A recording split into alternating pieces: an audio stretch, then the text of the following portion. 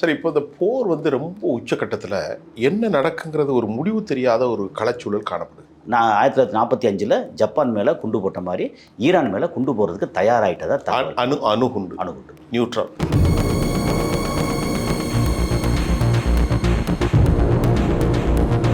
அதை அடித்தது 18,000 கோடி ரூபா உள்ளதை இது அடித்தது ஒரு 30 லட்ச ரூபா அடி. 30 லட்ச ரூபா, அதாவது தடுப்பு மிஷின் அப்படி சொல்லுவோம். 18,000 கோடி அதை ஒரு 30 லட்ச ரூபா பெருமானம் உள்ள ஒரு கத்தார் துவம்சம் ஆயிட்டுங்கிறீங்களோ? கத்தார்னா கத்தாரோட ஏர்பேஸ் மட்டும். அதான் அல் உதீத். அவன் அல் உதேத்.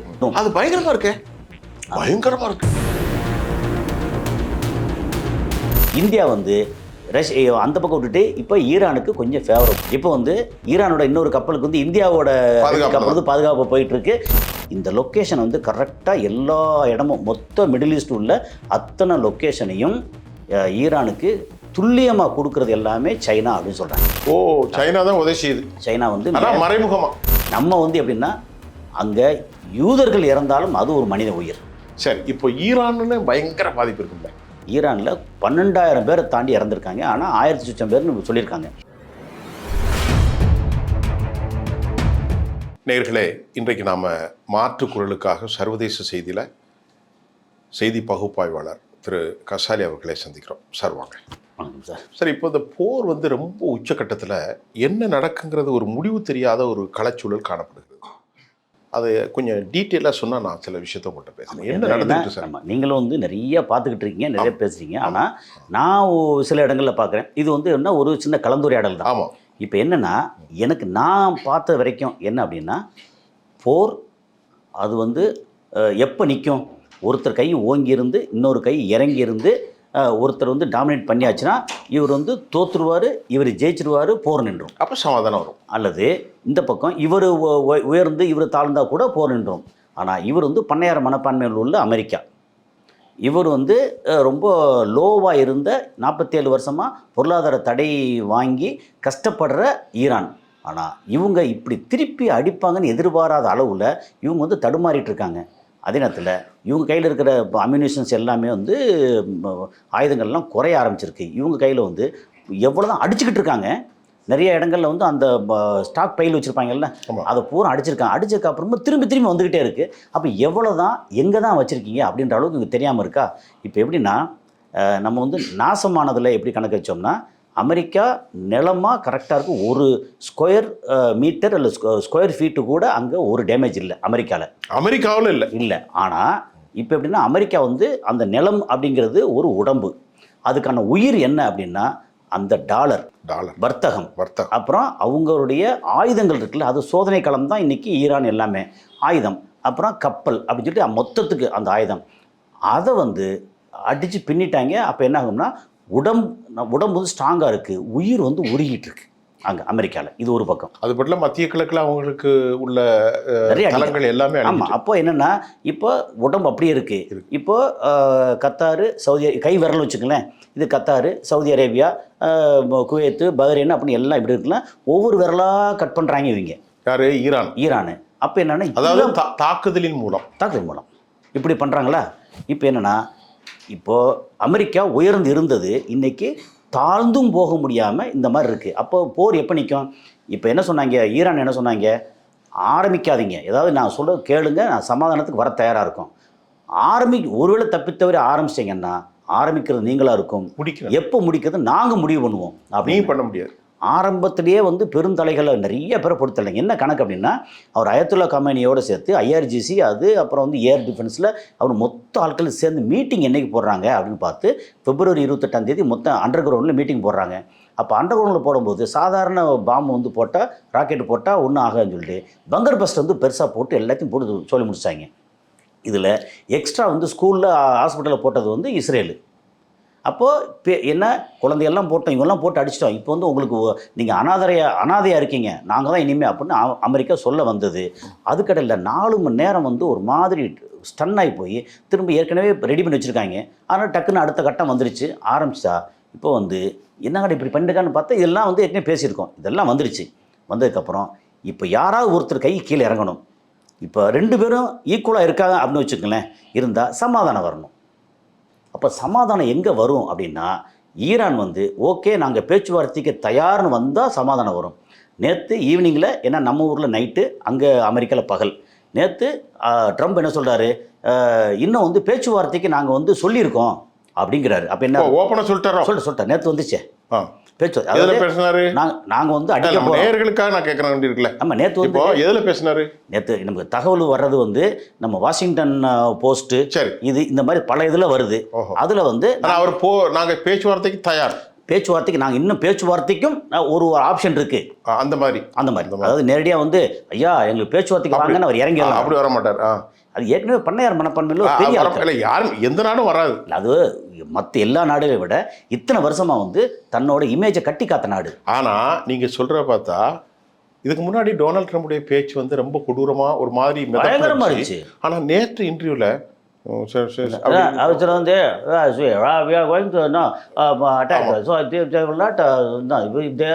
அவ்வளோ ஒரு வைப்ரண்ட்டாக இல்லை. முன்னாடி பார்த்தா yes yes we are doing this அப்படிம்பாரு.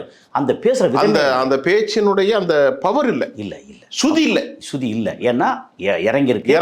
அங்கேருந்து நேற்று இதெல்லாம் தாண்டி நம்ம உக்ரைனோட அதிபர் ஜெலன்ஸ்கி அவர் அவமானப்படுத்தின மாதிரி அமெரிக்காவை வேறு யாரும் அவமானப்படுத்திருக்கவே மாட்டாங்க. எப்படி என்னன்னா, இப்போ வந்து ஜெலன்ஸ்கி இதை வந்து கூப்பிட்டு பேச உட்கார வச்சு நோ ஜஸ்ட் லிசன் அப்படின்னு சொல்லி போன வருஷம் அவர் அவமானப்படுத்தி அனுப்பிச்சார். ஜேடி வன்ஸும் இவங்களும் எங்க வெள்ளை மாளிகை அந்த மாதிரியும் நடக்கல ஒரு நாளும்.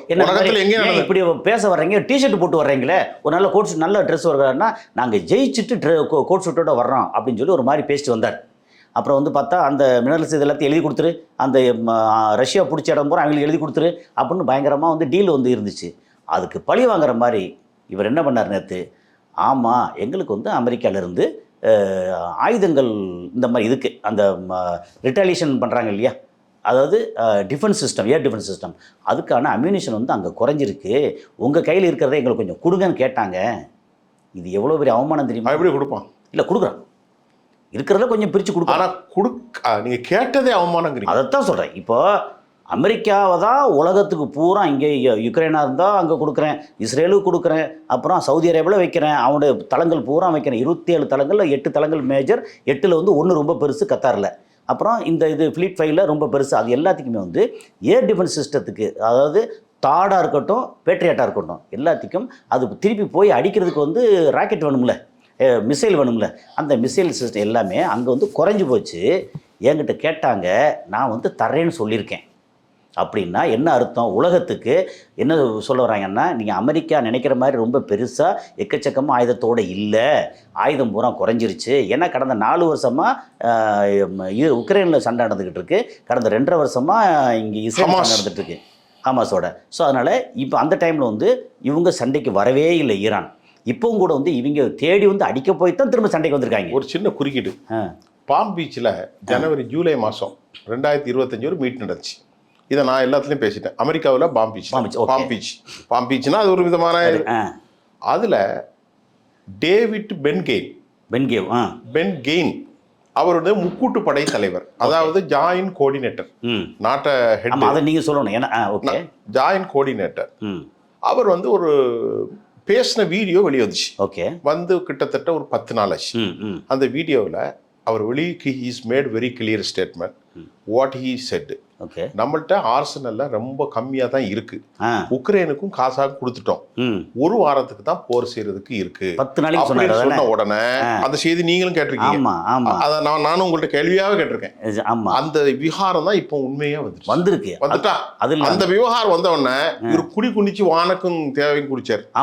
ஆனா இன்னைக்கு வந்துச்சே எது அங்கே உள்ளே போயிட்டு என்ன ஆகி போச்சுன்னா, மிலிட்ரியில் இருக்கிற higher officials, chief of staffs, அவங்க எல்லாமே என்ன சொல்லிட்டாங்க, உங்கள் இஷ்டத்துக்கெல்லாம் வந்து எங்கள் வீரர்களை பலி கொடுக்க முடியாது அப்படின்னு சொல்லி ட்ரம்ப்புக்கு பயங்கரமான எதிர்ப்பு. எல்லா தரப்புலையுமே அவருக்கு எதிர்ப்பு. ஏன்னா கிறுக்குத்தனமாக உளறிட்டே இருந்து எவ்வளோதான்.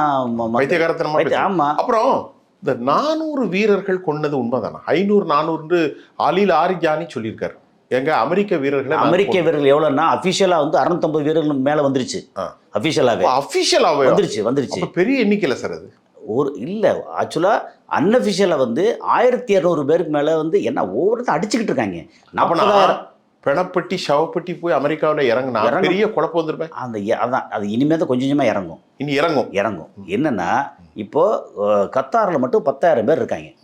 மற்ற இடங்கள்லாம் 4,000, 3,000, 2,000, 5,000 அப்படின்னு அங்கே பிரித்து இருக்காங்க. மொத்தத்தில் 40,000 பேர், 50,000 பேர். 50,000 பேர் மொத்தம் இதெல்லாம் சேர்த்து 40,000, கத்தாரில் ஒரு 10, 50,000 பேர். 50,000 பேரில் கத்தாரை போட்டு துவம்சம் பண்ணிட்டு இருக்காங்க. கத்தார் துவம்சம் ஆயிட்டுங்கிறீங்களோ? கத்தார்னா கத்தாரோட ஏர்பேஸ் மட்டும். அவன் வந்து அல் உதைது.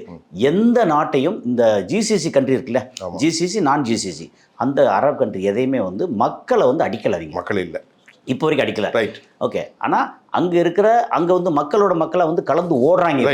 ரைட். அங்கே 1200 வீரர்களுக்கு மேலே இறந்து போயிருக்கா சொல்கிறாங்க. மொத்தத்தில் அமெரிக்க வீரர்கள் நம்ம அமெரிக்காவை தான் பேசுகிறோம். ஆமாம் சொல்லியிருக்காங்க. அப்போ அதுக்கு எதிர்ப்பு இங்கே தெரியும்ல இவங்களுக்கு, இவ்வளோ பேர் இறந்தாங்க. அப்போ அங்கே வந்து எதிர்ப்பு ரொம்ப வந்துருச்சு. அப்போது 2 பேரும் சமமான இடத்துல இல்லாமல் இன்றைக்கி ஈரான் வந்து கொஞ்சம் கை ஓங்கியிருக்கு. ஈரான் என்ன சொல்கிறான், என் தலையை வந்து சம்மந்தம் இல்லாமல் அடித்து போட்டு தள்ளினேல, எனக்கு வந்து நெதன்யாவை கொடு. இப்போ என்னென்னா ரொம்ப முக்கியமான ஒரு கேள்வி, டெல் அவிவில் வர்ற படங்கள் வந்துச்சு. நேற்று நான் ஒரு 5 வீடியோ பார்த்தேன். அது எப்படி இருக்குன்னா காசாவை போல இருக்கு. இப்போ எனக்கு ஒரு டவுட்டு, ஒருவேளை ஏஐ தொழில்நுட்பமோ அப்படின்னு பார்த்தா இல்லை, அது உண்மையிலேயே டெல் அவிவில் என்ன நடந்திருக்கு, அதாவது இஸ்ரேலில் என்ன நடந்தது. 2 விஷயம் என்னென்னா, ஒன்று டெல் அவிவ் பென்குரியன் ஏர்போர்ட்டு. ஆமாம். அப்புறம் கொஞ்சம் தள்ளி அந்த பக்கம்னா ஹைஃபா போர்ட்டு. ஓகே. இப்போது டெல் அவிவ் இந்த பக்கம் பார்த்தீங்கன்னா கொஞ்சம் தள்ளி அங்கே பார்த்தீங்கன்னா ஜெருசலம் செட்டிலர்ஸ் ஏரியா. டெல் அவிவில் நிறைய வந்து பேரேஜ் அப்படின்னு சொல்லி குண்டுமலையாக பொழிஞ்சாங்க. அதில் 85% வந்து நிற்காம அடிக்கிறது. ஏன்னா அங்கேருந்து இப்போ வீடியோ வரும்போதே ஒரு 60, 70, 100 அப்படியே வரும். அது பயங்கரமாக இருக்கு. அப்போ இவங்க வந்து இந்த ரிட்டாலியேஷன் இருக்கு இல்லையா, அதுக்கு வந்து இதை வந்து இன்டர்செப்ட் பண்ணுறதுக்காக இங்கேருந்து நிறைய அடிக்கும். ஒரு நாள்லையும் 24, 16, 20 சொல்லி வச்சுருப்பாங்க இல்லையா, அந்த ராக்கெட்டு அல்லது மிசைல், சின்ன தடுப்பு அது நேராக போய் இங்கே 20னா 20 சல்லு கிளம்பும். ஏன்னா இதை வச்சு கிளம்பி அங்கே போய் வந்து அடிக்கணும்னு வச்சுக்கோங்க. ஓகே. இது என்ன விஷயம்னா, அதை அங்கே வந்து அடித்ததெல்லாம் முடிச்சு போக நேற்று வந்து கொரம்ஷாகர் 4 அப்படின்னு அது வந்து பாலிஸ்டிக் மிசைல். அதோட விலை வந்து $8 மில்லியன் ஒன்று. 8 மில்லியன் ஒரு 70 கோடி ரூபா வச்சுக்கங்களேன் ஒரு இது. அது தலையில் வந்து வார்ஹெட் எவ்வளோ இருக்குன்னா ஒரு 1000 கிலோ. ஒரு டன் நார்மலாக இது 1 டன் போச்சு அப்படின்னா எவ்வளோ ஏரியா அப்படின்னா, முன்னாடி வந்து கணக்கு பார்த்து லேசம் ஞாபகத்தில் இருக்குது, கிட்டத்தட்ட 2.5 கிலோமீட்டர் சுற்றளவுக்கு அடிக்கும். 2.5 கிலோமீட்டர் பாதிக்கப்படும். அது ஒரு கொரம்சார் விழுந்துருச்சுன்னா, ஒரு கொரம்சார் கரெக்டாக விழுந்துச்சுன்னா, அதாவது 4 நம்பர் 4 கொரம்சார்ல 1, 2, 3 இது 4 வந்து அதெல்லாம் வந்து ஷார்ட் ரேஞ்சு, மீடியம். இது வந்து லாங் ரேஞ்சு 2000 கிலோமீட்டர் போகிறது. ஸோ இங்கேருந்து ஈரான்லேருந்து இவன் வந்து இஸ்ரேல் வந்து 1200, 1300 கிலோமீட்டருக்குள்ளே அங்கே கரெக்டாக டெல் அவிவில். இதில் இன்னொரு முக்கியமான விஷயம் என்னென்னா, அது கொரம்ஷார் 4 இருக்கட்டும், ஏற்கனவே ஃபத்தா 1 and 2 வந்து அனுப்பிச்சிருந்தாங்க. அதெல்லாம் வந்து தடுக்க முடியாது, ஹைப்பர்சூன் தடுக்க முடியாது, வாய்ப்பு இல்லை. ஆமாம், அடித்தாங்க, எல்லாம் முடிஞ்சிச்சு இல்லையா. இந்த லொக்கேஷன் வந்து கரெக்டாக எல்லா இடமும் மொத்த மிடில் ஈஸ்ட் உள்ள அத்தனை லொக்கேஷனையும் ஈரானுக்கு துல்லியமாக கொடுக்கறது எல்லாமே சைனா அப்படின்னு சொல்கிறாங்க. சைனா தான் உதவி செய்யுது. சைனா வந்து மறைமுகமாக, ஆமாம், நேராக சொல்ல முடியாது, மறைமுகமாக உதவி பண்ணுறாங்க. ஸோ அந்த மாதிரி வந்து கரெக்டாக அடிச்சிட்ருக்காங்க. நேற்று வந்து கொரம்ஷாகர் விழுந்து அதில் எவ்வளோ பேர் இறந்துருக்காங்கன்னு தெரியாது, எல்லாம் யூத சகோதரர்கள். ஓகே. அதே நேரத்தில் அங்கே செட்டிலர்ஸ் ஏரியான்னு சொல்லுவாங்கல்ல, இது வெஸ்ட் பேங்கு, ஜெருசலத்தில் வந்து இவங்களை பாலஸ்தீன முஸ்லீமில் விரட்டி விட்டுட்டு அவங்க வந்து செட்டில் பண்ணியிருக்காங்க, செட்டிலர்ஸ் ஏரியா. அந்த ஏரியாவில் கொண்டு போட்டிருக்காங்க. கிளஸ்டர் பயங்கரமாக அது ஒன்றுலையும் 16, 20ன்றாங்க, 50ன்றாங்க, சில இதில் 80 இருக்குன்றாங்க. சார் அப்படின்னா அங்கெல்லாம் பெரிய அளவில் இவங்க பாதுகாப்பு நடவடிக்கை இல்லை. இருக்கு. ஆனாலும் ஏராளமாக வந்து ஒரு கேஷுவாலிட்டி பயங்கரமாக இருக்கும்ல அங்கே. அந்த கொத்துக்குண்டு எப்படின்னா, அதோட அந்த ஒரு குண்டில் வந்து எவ்வளோ வெடிபொருள் இருக்குன்னா 2.5 கிலோ. ஓகே. ஒரு 100 குண்டு இருந்தால் கூட 250 கிலோ. அது போகிறதெல்லாம் 400 கிலோ, 300 கிலோ போகிறதில்ல. அது கொத்துக்குண்டா போட்டு இவங்க போய் ரிட்டாலியேஷன் அடிக்கும்போது அது கொண்டு போகிற பாடியை வந்து அடிச்சிருவாங்க.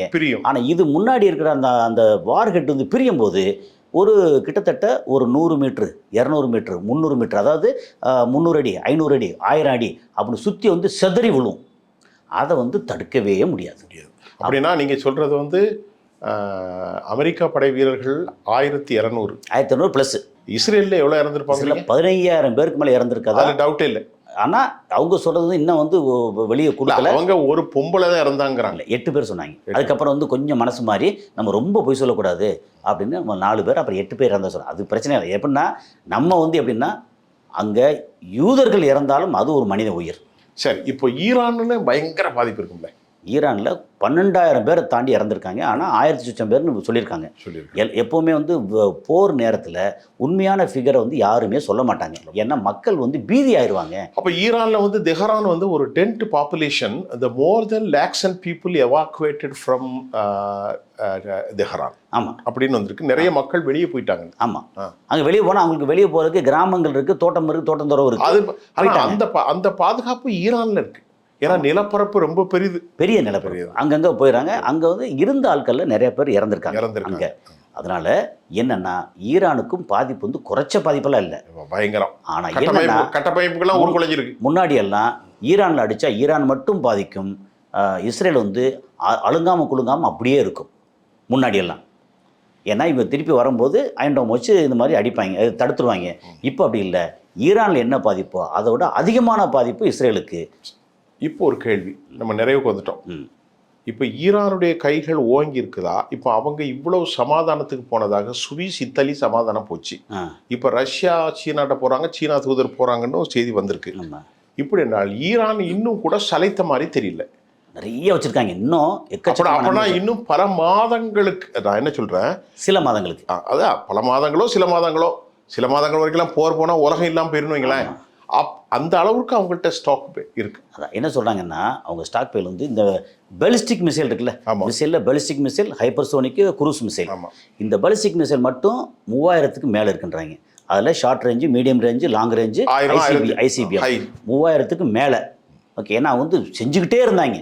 அது போக ஹைப்பர்சோனிக் எவ்வளோன்னு தெரியல, குரூஸ் எவ்வளோன்னு தெரியல, அது எல்லாமே மிசைல் அவைலபிள் இருக்குது இன்னும். அப்போ கிட்டத்தட்ட 10,000 இருக்கும் மேபி. ஒரு குறைஞ்சபட்சம் ஒரு 5000 எல்லாம் சேர்த்து ஒரு. ஏன்னா இந்த இது பேலிஸ்டிக் மிசைலே அவ்வளோ இருக்குது அப்படின்னா, குரூஸ் மிசைலில் ஹைப்பர்சோனிக்கெல்லாம் நிறைய இருக்குன்னு வச்சுங்க, அவ்வளோ இருக்குது. ஏன்னா இது வந்து வெறுமனே வந்து செஞ்சு வைக்கிறது இல்லை, அதுக்குள்ளே வந்து கிளம்பி போகிறதுக்கு வந்து எரிபொருள் வேணும். அந்த எரிபொருள் சமீபத்தில் சைனாலேருந்து ஒரு கப்பலில் வந்து இறங்குச்சு. வந்துச்சு. ஓகே, அந்த எரிபொருள் வந்து சாலிடு ஃபியூல் இல்லை லிக்விட் ஃபியூல் ரெண்டுமே இருக்குது. சாலிடு இருக்குது, லிக்விட் இருக்குது. ஓகே, ஸோ இது வந்து அங்கே வச்சுருக்காங்க. ப்ளஸ் வந்து ட்ரோன் இருக்குல்ல, இவங்க வந்து ட்ரோன் டெக்னாலஜியில் வந்து கில்லாடியாக இருக்காங்க. அதுக்காண்டு இப்போ அமெரிக்காவில் ட்ரோன் டெக்னாலஜி இல்லைன்னு இல்லை, அவங்க வந்து MQ ரீப்பர் அதெல்லாம் வச்சுருக்காங்க. MQ-9 இருக்குது. அவங்க வந்து என்னென்னா நிறைய வந்து உளவு டைப்பில் நிறையா வச்சுருக்காங்க. ஆமாம், MQ-9லாம் 23 கிட்ட பிடிச்சாங்க. உளவு டைப்பு. இவங்கள இந்த ஷாஹித் அந்த ட்ரோன் வெரைட்டி இருக்கு இல்லையா, அதில் என்னென்னா போய் அடிக்கிறதுக்கு 40 to 50 கிலோ வெடிபொருளோட போகுது. ஆமாம், ஒன்றுக்கு. ஆனால் ஒன்வே தான் சொல்கிறாங்க. ஒன்வே. இதெல்லாம் தற்கொலை. ஒரே அடி போனால் திரும்பி வராது. அவ்வளோதான். போனால் அடிக்கும், அடி போட்டுரும். அப்படி விழுந்து கிடந்து நிறையா வந்து வீடியோலாம் எடுத்து போட்டிருக்காங்க. ஆனால் போயிட்டு போகுது. ஒரு இது வந்து $20,000 $35,000. ரொம்ப கம்மி. $20,000 ஒரு 30 லட்ச ரூபா, 25 லட்ச ரூபா, 30 லட்ச ரூபா ஒன்று. இது வந்து தாடு சிஸ்டத்தை போய் அடித்தது. தாடுங்கிறது 18,000 கோடி ரூபா ஒரு தாடு. அதை வந்து அடித்தது 18,000 கோடி ரூபா உள்ளதை இது அடித்தது வந்து ஒரு 30 லட்ச ரூபா அடிக்குது. 30 லட்ச ரூபா, அதாவது தடுப்பு மிஷின் அப்படி சொல்லி 18,000 கோடி.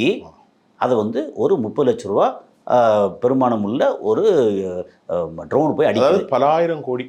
18,000 கோடி, அதாவது பலாயிரம் கோடி ஒரு 30 லட்சம் அடிச்சு. இப்படித்தான் இருக்குது. என்னென்னா இதில் வந்து இந்த போர் அப்படின்னு வந்துட்டாலே யாருக்கும் வெற்றி கிடைக்காது. சரி, ஆனால் முன்ன மாதிரி நான் வந்து ஒன்று அடிப்பேன் நீ அடங்கு அப்படின்னு சொல்கிற இடத்துல அமெரிக்கா இல்லை. நீ அடித்தா நான் அடங்குற ஆள் இல்லை, திருப்பி அடிப்பேன் அப்படின்னு சொல்கிற இடத்துல ஈரான் இருக்குது. இப்போ சொல்லலை. இப்போ வந்து இவங்க வந்து போகிற நிறுத்துற மாதிரி இல்லை. சமாதானத்துக்கு இட்டாலி, அங்கே சுவிட்சர்லாந்து எல்லாம் வந்தால் கூட நீ வெயிட் பண்ணு, நான் அப்புறமா சொல்கிறேன் அப்படின்றாங்க. இப்போ ஒரு கதை, இறுதியான கேள்வி. ஓகே, இப்போ இந்த போக்கினுடைய அவதானிப்பு யாருக்கு தெரியுதோ இல்லையோ, சீனாவுக்கும் ரஷ்யாவுக்கும் நன்கு தெரியும், இந்தியாவுக்கும் தெரியுது, மற்ற நாடுகளுக்கு தெரியும்.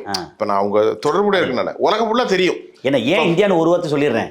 இப்போ வந்து ஈரானோட இன்னொரு கப்பலுக்கு வந்து இந்தியாவோட கப்பல் வந்து பாதுகாப்பு போயிட்டு இருக்கு. அப்புறம் வந்து அவருக்கு வந்து கண்டோலன்ஸுக்கு வந்து சைன் பண்ணிட்டாங்க. இப்போ இந்தியா வந்து ஈரானுக்கு நாங்கள்லாம் எப்படி அப்படின்றாங்க. அப்பாஸ் ஆராய்ச்சி சொல்லியிருக்காரு, இந்தியாவோட எங்களுக்கு நெருக்கமான உறவு இருக்குன்னு இன்னும் சொல்லிட்டு இருக்காங்க. இந்தியா வந்து அந்த பக்கம் விட்டுட்டு இப்போ ஈரானுக்கு கொஞ்சம் ஃபேவரபுளாக வந்து, ஏன்னா இப்போ நிலைமை மாறி வருது. என்ன விஷயம், உடனே மாறுறாங்க. ரொம்ப முக்கியமான விஷயம் என்னன்னா, இந்தியா நம்ம சொல்றோம்னா இந்தியா ஒன்றும் சாதாரண கண்ட்ரி இல்லை. ஈரானுக்கு இந்தியா தேவை.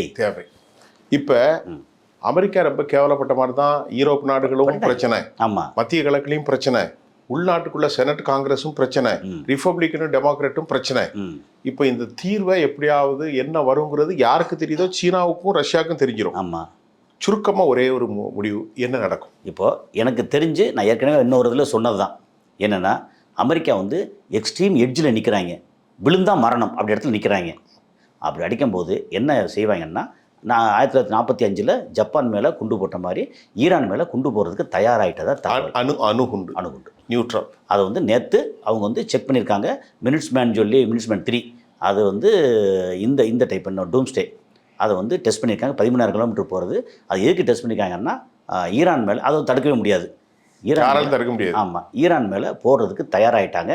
ஈரான் வந்து ஒன்று ஓகேன்னு சொல்லி சமாதானத்துக்கு வரணும், பணிஞ்சு வர வேண்டியதில்லை, சமாதானத்துக்கு வரணும். வரலைன்னா அணுகுண்டு போட்டுருவோம். அப்படி போட்டாங்கன்னா வடகொரியாவிலேருந்து இங்கேருந்து இவங்க வந்து திரும்ப வந்து அமெரிக்காவுக்கு, அது பெரிய சிக்கல் வந்துடும். அதை போட்டுட்டு அமெரிக்காவும் நிம்மதியாக இருக்க முடியாது. இல்லை, அவ்வளோதான். அமெரிக்காவோட லைஃப் வந்து அதுக்கப்புறம் அமெரிக்காவோட கண்ட்ரி அந்த லைஃப் மொத்தத்துக்கு வந்து ஒதுக்கப்படும், வேறு மாதிரி ஆகிடும். சரி, நம்ம பார்ப்போம். இதில் நேரம் நம்ம வந்து பிரார்த்திப்போம், ஒரு மக்கள் அழியாத ஒரு சமாதானம் வரணும் அப்படிங்கிறத நம்ம பார்ப்போம். இன்னும் அடுத்த நிகழ்ச்சி உங்களை சந்திக்கிறேன். நன்றி.